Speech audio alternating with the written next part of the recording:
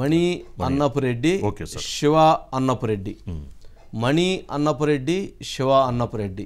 ఎవరు ఈ మణి అన్నపురెడ్డి? ఇప్పుడు ప్రస్తుతం హాట్ టాపిక్గా మారింది. ఈ మణి అన్నపురెడ్డి ఇప్పుడు శివ అన్నపురెడ్డిగా అవతారం మార్చి ఇక్కడ ఉన్నారు. మణి అన్నపురెడ్డిగా ఉన్నప్పుడు చిన్న మీసాలు, లైట్ బ్రీడ్, అట్లాగే లైట్ బోల్డ్ హెడ్ ఉండేదట. ఇప్పుడు శివ అన్నపురెడ్డిగా మారటంతో లావు మీసము, గెటప్ చేంజ్, పూర్తిగా కళ్ళజోడు, పూర్తిగా గుండు. మన లలిత జ్యువెలర్స్ మన బ్రాండ్ ఓనర్ అలాగా ఆయన కూడా ఆ గుండె తీసేసుకొని అలా గుండుతోటి వచ్చేసాడు. ఎవరు ఇతను? ప్రస్తుతం ఇంటర్పోల్ ఆయన కోసం ఎదుగుతూ ఉంది, సిబిఐ ఆయన కోసం ఎదుగుతూ ఉంది. మరి ఆ ఇద్దరు అంటే ఇంటర్పోల్, సిబిఐ, పోలీసులు ఇంతమంది ఎతుకుతూ ఉన్నటువంటి వ్యక్తిని వాళ్ళు ఎవరూ పట్టుకోలేకపోయారు. ఆ వ్యక్తి వచ్చి జగన్మోహన్ రెడ్డి గారితో, విజయసాయి రెడ్డి గారితో కలిసి ప్రచారంలో పాల్గొంటున్నాడు, సభల్లో పాల్గొంటున్నాడు. వైఎస్సీపీ ఎన్నికల ప్రచారంలో కథన రంగంలో తిరుగుతూ ఉన్నాడంటే అసలు సిబిఐ ఏమైపోయింది, ఇంటర్పోల్ ఏమైపోయింది, పోలీసులు ఏమైపోయారు? అటువంటి నేరస్తుడిని పక్కన పెట్టుకొని జగన్మోహన్ రెడ్డి గారు, విజయసాయి రెడ్డి గారు ప్రచారానికి తిప్పుతున్నారు అని అంటే న్యాయ వ్యవస్థ పట్ల వాళ్ళకు ఉన్నటువంటి గౌరవం ఏంటి అనేటువంటిది కూడా అర్థం కావట్లేదు. అసలు ఎవరు ఈ మణి అన్నపురెడ్డి, శివ అన్నపురెడ్డి అని అంటే ప్రస్తుతము ఎవరైతే 2020లో న్యాయమూర్తులను దూషించినటువంటి కేసులో A2గా ఉన్నటువంటి వ్యక్తి. ఇతను యుఎస్లో ఉంటాడు, అమెరికాలో. ఆ రోజు సిబిఐ ఇన్వెస్టిగేషన్లో భాగంగా ఇతను ఇంటర్పోల్ సహకారంతో అమెరికాలో ఉన్నాడు. అక్కడి నుంచి పిలిపించాలి, కావున ఈ ఫర్దర్ ఇన్వెస్టిగేషన్ జరుగుతుందని చెబితే ఇతను అమెరికా నుంచి రాలా. సరే, అప్పటి నుంచి ఇంటర్పోల్ సహకారంతో తెప్పించేటువంటి ప్రయత్నం చేశారు. కానీ ఎన్నికలు వచ్చినాయి, వైసీపీ ఎన్నికలు రావడంతో అతను దిగేశాడు, పేరు మార్చుకొని ఫేస్బుక్ అకౌంట్ మార్చాడు, గెటప్ మార్చాడు, స్టైల్ మార్చాడు. మొత్తం మార్చేసి ఈ మణి అన్నపురెడ్డి, శివ అన్నపురెడ్డిగా మార్చుకొని వచ్చి విజయసాయి రెడ్డి గారితో నెల్లూరులో ప్రచార దాంట్లో నిమగ్నం అయిపోయాడు. జగన్మోహన్ రెడ్డి గారు వస్తే జగన్మోహన్ రెడ్డి గారితో కలిసి ఫోటోలు దిగుతున్నాడు, ఫేస్బుక్లో అప్డేట్ చేస్తున్నాడు.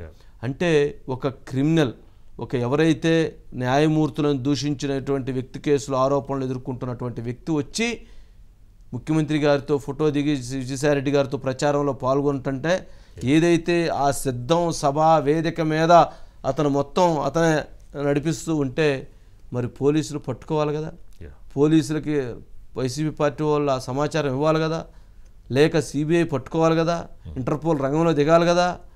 అంటే ఏమీ లేదేంటి అని అంటే ఏమీ లేదు. ఏం చేస్తారు అంటే న్యాయ వ్యవస్థ పట్ల ముఖ్యమంత్రి గారికి, పార్లమెంట్ సభ్యులకి గౌరవం ఉండాలి కదండి. అలాంటి వ్యక్తి వచ్చి అలా తిరుగుతూ ఉంటే ఎలా ఊరుకుంటారు? చెప్పాలి కదా, ఇతను కేసులో ఉన్న వ్యక్తి, ఇతను రానియొద్దని చెప్పాలి.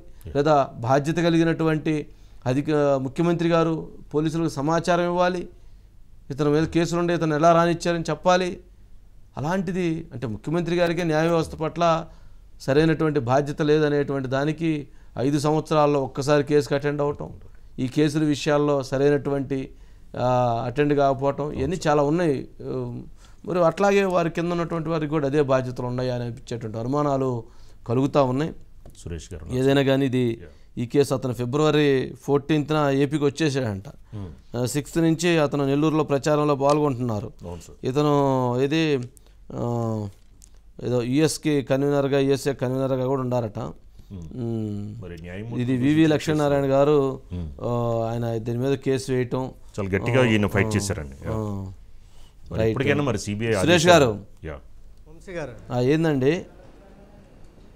వంశీ గారు, మీకు తెలుసు అంటే ఈయన మనకి అధికారంలోకి సీఎం జగన్మోహన్ రెడ్డి గారు అధికారంలోకి రాగానే అంటే తర్వాత ఉపసంహరించుకున్నారా పక్కన పెడితే 3 రాజధానులకు బిల్లు తీసుకురావడం, ఆ రకంగా బిల్ పాస్ చేయడం, దాన్ని చట్టం చేయడం, దాని మీద ఆర్గ్యుమెంట్స్ జరిగిన సందర్భంగా హైకోర్టులో న్యాయమూర్తులు అంటే సీఎం జగన్ గారు తీసుకున్న నిర్ణయానికి వ్యతిరేకంగా అంటే ఒక రకంగా మన న్యాయమూర్తుల మీద కామెంట్ చేయాలి. అలాంటిది న్యాయమూర్తులు వ్యతిరేకంగా వ్యవహరిస్తున్నారంటూ వంశీ గారు అప్పట్లో వచ్చి కొన్ని పదాలు చూస్తే అసలు అలాంటి మనం భాష ఉపయోగించని పదాలని న్యాయమూర్తుల మీద ఉపయోగించారు.